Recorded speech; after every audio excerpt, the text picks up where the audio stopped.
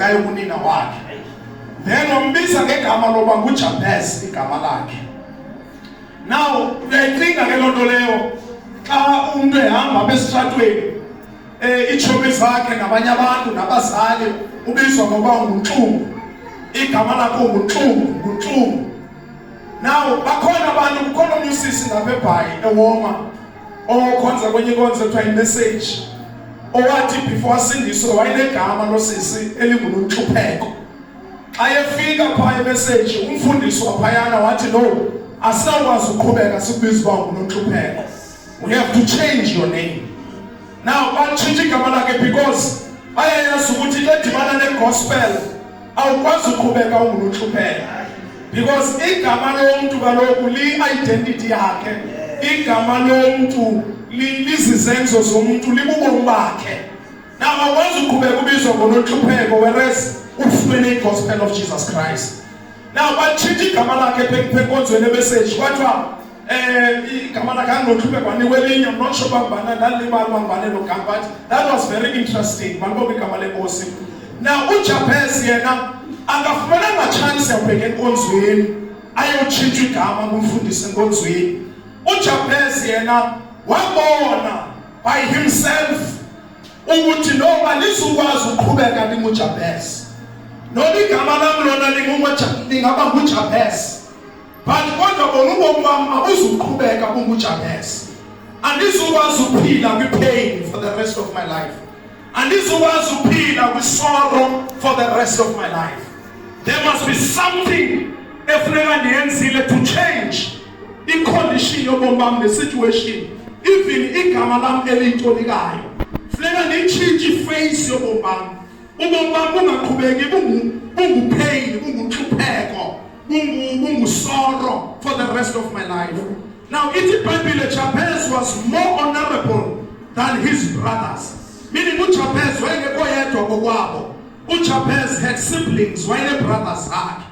Now, but iBhayibhile ithi uJabez yena waye more honorable than his brothers. uJabez wayengumuntu onesidima, wayengumuntu ohloniphekileyo than obrother bakhe. But obrother bakhe bona asixelelwa nto ngendlela abazalwa ngayo. uJabez yedwa asixelelwe ngendlela azalwe ngayo. But isele uJabez enalendlela wazalwa ngayo negama alithiywe ngenxa yale pain yenzeka mhla wayezalwa. But uJabez ithi iBhayibhile at the same time waye more honorable than his brothers. Wayenesidima kunobhuti bakhe. Although ezelelwe enhlungwini, but uJabez waye more honorable than his brothers. Meaning uJabez, he took a step.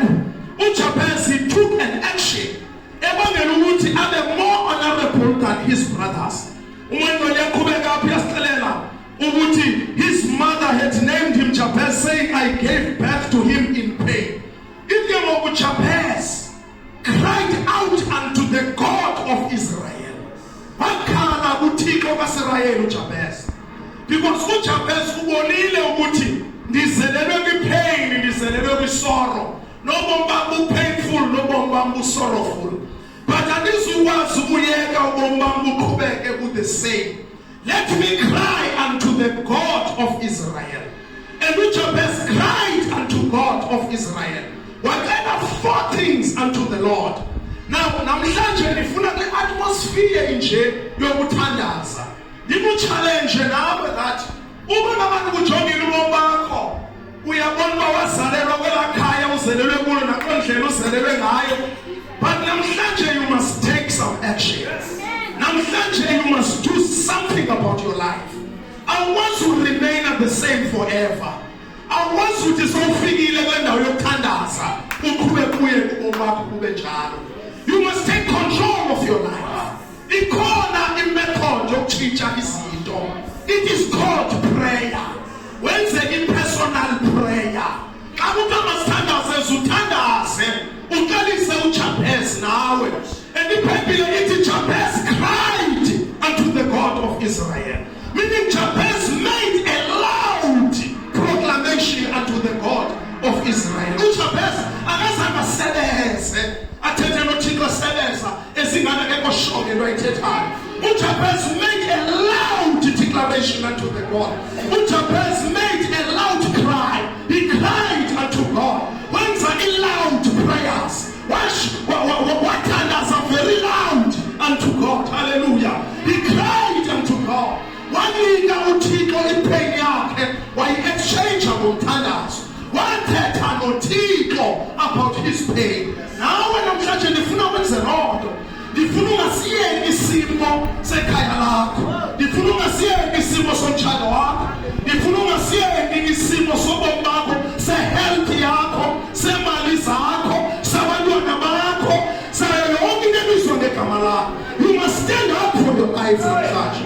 You must rise up and stand for your life. You must go to God by prayer. You must make a personal prayer. A prayer that concerns your life. A prayer that concerns you. You know your pain.